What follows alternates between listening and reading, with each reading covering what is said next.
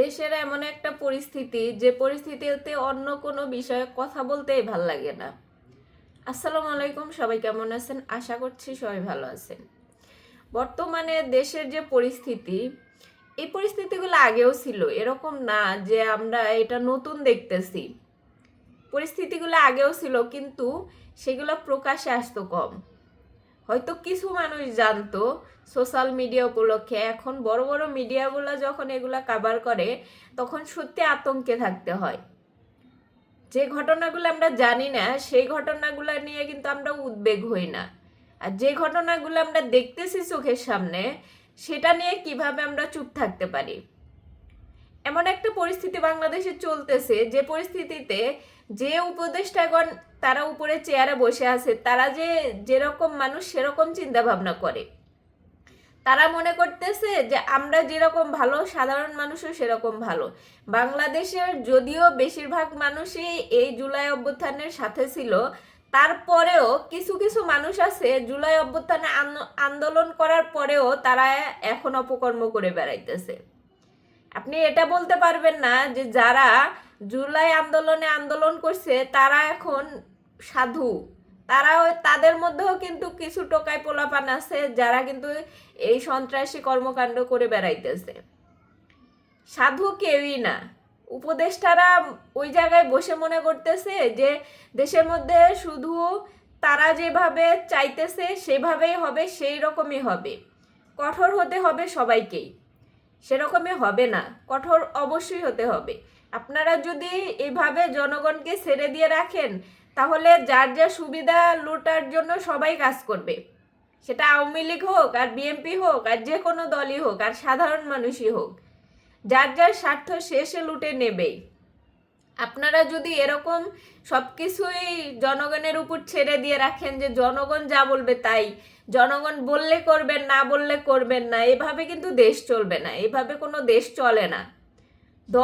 জনগণ যদি 20 কোটি মানুষ থাকে, 20 রকমের চিন্তা করে।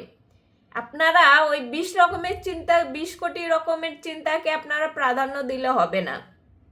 আপনাদের নিজেদের উদ্যোগে ভাবতে হবে কোনটা করলে দেশের জন্য ভালো, দেশের মানুষের জন্য ভালো। আপনারা জনগণের মতামতের উপর ছেড়ে দিলে কখনোই দেশ চালাতে পারবেন না। কারণ জনগণ এক গোষ্ঠী এক কথা বলবে, আর এক গোষ্ঠী আর এক কথা বলবে। এক গোষ্ঠী একরকম বলবে, আর এক গোষ্ঠী আর এক রকম চাইবে। আপনারা কখনোই মানুষকে খুশি করতে পারবেন না। এখন উপদেষ্টারা যা করতেছেন, মানুষকে খুশি করতে চাইতেছেন। মানুষকে খুশি করে কখনো দেশ চলে না। আপনারা আইন শৃঙ্খলা উন্নতি করেন, দেশের মধ্যে সাধারণ মানুষের যে অসুবিধাগুলো সেগুলা মোচন করেন। দেখেন সাধারণ মানুষ যাই বলুক না কেন আপনাদেরকে বাহবা দিবে। দ্রব্যমূল্যের ঊর্ধ্বগতি এই শীতকালীন সবজি নামার পরে একটু কমছে, তারপরেও মেজর কিছু কিছু জিনিসপত্রের দাম অবশ্যই বেশি আছে। শুধু সবজির দামটাই কমছে, এই জন্য এতগুলা কথা হইতেছে না। এই যে গ্যাসের সংকট, এই যে কারেন্টের সমস্যা, এই সমস্যা সেই সমস্যা, এগুলা লেগেই আছে। জ্যামজট, এটা তো বলার বাহিরেই। এগুলা নিয়ে তো আপনারা কাজ করতেছেন না। আপনারা এই যে দেশের মধ্যে ছিনতাই, অপকর্ম, ধর্ষণের মতো ঘটনা বেড়ে গেছে, এইগুলা নিয়ে এখন যখন জনগণ সোচ্চার হয়েছে, তখন আপনারা নাড়াচাড়া দিতেছেন। তখন আপনাদের ঘুম কামায়, রাত 3টায় উঠে আপনাদের সংবাদ সম্মেলন করতে হয়। কেন?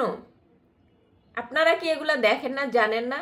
কেন জানেন না? আপনারা সরকারি পর্যায়ে বসছেন, আপনাদের জনগণের ভিতরে কি হইতেছে এটা দেখতে হবে। কে কি বললো ওইটা দেখার দরকার নাই, কি হইতেছে সেটা দেখার দরকার। কে কি বলতেছে ওইটা নিয়ে আপনারা ঠিকই মাথা ঘামাইতেছেন। অমুক দল কি বললো, তমুক দল কি বললো, অমুকে কি বললো, তমুকে কি বললো, এগুলো কথার অ্যান্সার ঠিকই দিতেছেন। কিন্তু সাধারণ জনগণের যেখানে ভোগান্তি হইতেছে, যেখানে সাধারণ জনগণ বাঁচতে পারতেছে না, সেখানে আপনাদের কোনো কথা নাই। সেখানে আপনারা কিছুই করতে পারতেছেন না। এভাবে তো একটা দেশ চলে না। দেশের ভিতরে যে পরিস্থিতি এখন, এই যে ছিনতাইকারীদের কবলে আমরা কেউ রক্ষা পাইতেছি না, চুরির কবল থেকে আমরা কেউই রক্ষা পাইতেছি না। আমাদের ফ্ল্যাটের উপরের ফ্ল্যাটে তাদের চুরি হয়ে গেছে গত 2 দিন আগে। আমরা বাসায় থেকেও নিরাপদ না, আমরা বাসায় থেকেও নিরাপদ বোধ করি না। যে আমরা ঘরে আছি বলে নিরাপদ। শহরের মানুষ এখন ঘরে থেকেও নিরাপদ বোধ করতেছে না, যেখানে একজন ব্যবসায়ী বাসায় যাওয়ার সময় তার বাসার নিচেই ছিনতাইকারীরা গুলি করে। সেখানে কিভাবে এই দেশটাকে আপনারা ভালো মনে করেন, দেশের মানুষকে ভালো মনে করেন? দেশের মানুষ কেউই ভালো নাই, আমিও ভালো না, কেউই ভালো না।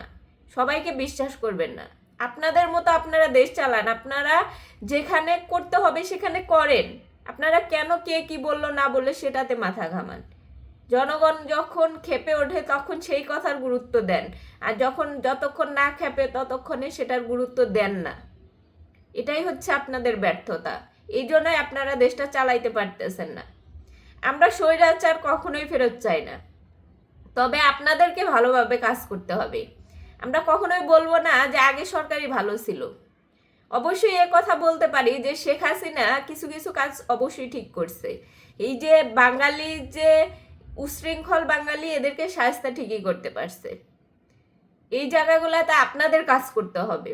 স্বৈরাচার কখনোই আমরা ফেরত চাই না, কিন্তু আইন শৃঙ্খলা যেটা আইন সেটা আপনাকে মানতেই হবে, মানাতে হবে দেশের জনগণকে।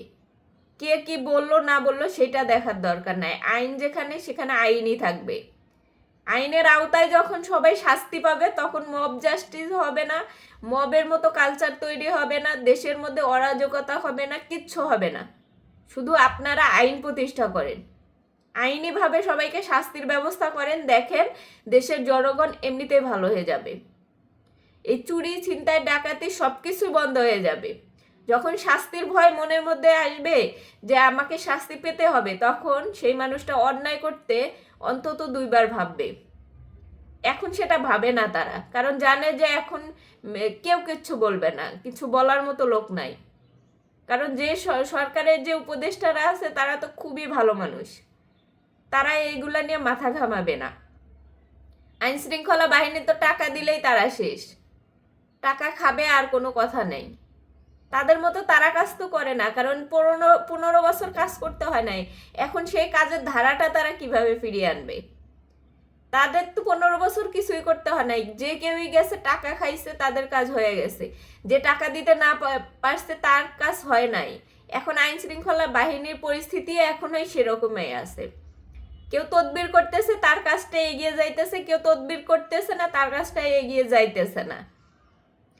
সোশ্যাল মিডিয়াতে যখন এই যে বাসগামী ডাকাতের ঘটনা ঘটার পরে যখন সবাই সোচ্চার হলো, সেটা ঠিকই দুই দিনের মধ্যে সবকিছু সমাধান হলো, অপরাধীরা ধরা পড়লো। কিন্তু এরকম অসংখ্য ঘটনা আছে, অসংখ্য চুরি ডাকাতির ঘটনা ঘটতেছে। সেগুলার বেলায় তো কই 2 দিনের মধ্যে ধরা পড়ে না চোরেরা? ডাকাতরা তো 2 দিনের মধ্যে ধরা পড়ে না। কেন ধরা পড়তেছে না? এই জায়গাতে আপনারা কি করতেছেন? আপনাদের কি করা উচিত ছিল? আপনারা এই জায়গাতে কিছুই করতে পারতেছেন না। পুলিশ কেন তাদের কাজ শুধুমাত্র পুলিশ কেন, এখন সরকারি পর্যায়ে, পুলিশ পর্যায়ে সবাই এই কাজটাই করতেছে। যখন যেটা ভাইরাল হইতেছে, যখন যেটা নিয়ে জনগণ কথা বলতেছে, সেটারই গুরুত্ব দেওয়া হইতেছে, এর বাইরে কাউরে গুরুত্ব দেওয়া হইতেছে না।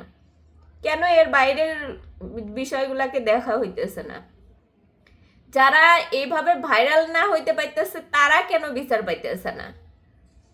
যারা প্রভাবশালী এই অপকর্মগুলো করতেছে তারা কেন কানের পিঠ থেকে বেঁচে যাইতেছে?